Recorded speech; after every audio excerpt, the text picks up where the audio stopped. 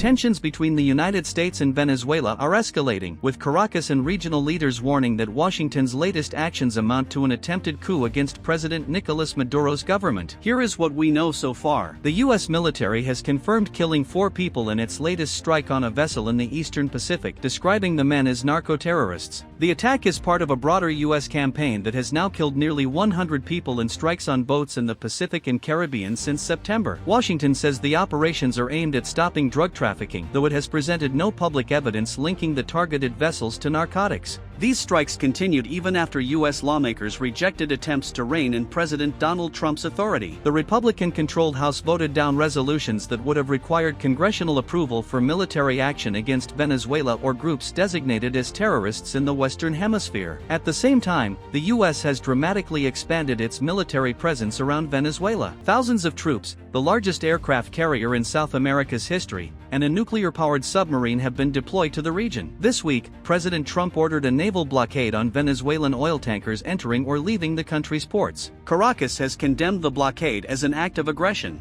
So it has to do with a lot of things. They've treated us badly, and I guess now we're not treating them so good. If you look at the drug traffic by sea is down 92%. And nobody can figure out who the 8% is, because I have no idea. Anybody getting involved in that right now is not doing well, and we'll start that on land too. Venezuelan officials say their navy has begun escorting oil shipments, while President Maduro has raised the issue directly with United Nations Secretary General Antonio Guterres, warning of what he called colonial threats and barbaric diplomacy. In this situation, this escalated as warmongering and illegal and disproportionate, unnecessary, and absolutely corresponding to what I have called, as I have said to the Secretary General of the UN, the diplomacy of barbarism.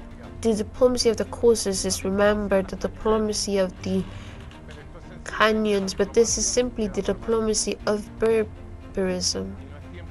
And it is not the time for barbarism, it is the time for human civilization, it is time for the respect to international law, and Venezuela will make its rights be respected with the force and with the truth. The language from Washington has added to those concerns. Trump's Deputy Chief of Staff, Stephen Miller, claimed that Venezuela's oil belongs to the United States and described the nationalization of the oil industry as theft, despite international law recognizing Venezuela's sovereignty over its natural resources. Trump echoed those claims, warning that Venezuela is now surrounded by U.S. naval forces until it returns what he called stolen assets. U.S. officials have gone further. According to Vanity Fair, White House Chief of Staff Susie Wiles said the boat strikes are intended to force Maduro from power. The administration has also labeled the so-called Cartel de los Soles a foreign terrorist organization, even though it is not a structured group and there is no evidence that Maduro leads a drug cartel. Latin American leaders have sounded the alarm. Mexico's president urged the United Nations to act to prevent bloodshed. Más allá de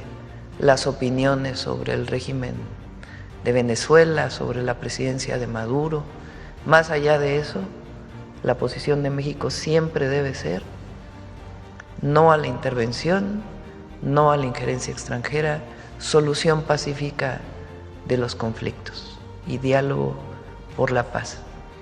Y un llamado a Naciones Unidas que asuma su papel. No se le ha visto. Que asuma su papel para evitar cualquier derramamiento de sangre y que se busque siempre la solución pacífica de los conflictos.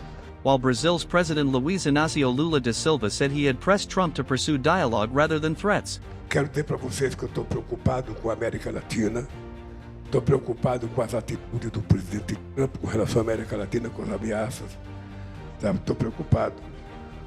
Nós vamos ter que ficar muito atento,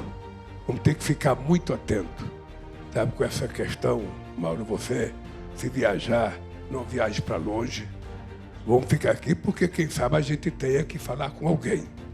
E eu estarei aqui no Brasil, vou viajar para um lugar bem pertinho. Regional governments and the UN feared the confrontation could spiral into open conflict. Adding to the picture, US media report that Washington has quietly approached private oil companies to gauge interest in returning to Venezuela if Maduro is removed from power. While energy firms appear cautious, opposition leader Maria Corina Machado, who has pledged to privatize the oil sector, has positioned herself as a post-Maduro alternative. Taken together, these developments are why Venezuela and its allies say an attempted coup is underway, not through tanks on the streets, but through military pressure, economic strangulation and explicit calls for regime change. What we know so far is this: the confrontation is no longer just about drugs or sanctions. It is about power, oil, and whether external force will be used to determine Venezuela's political future.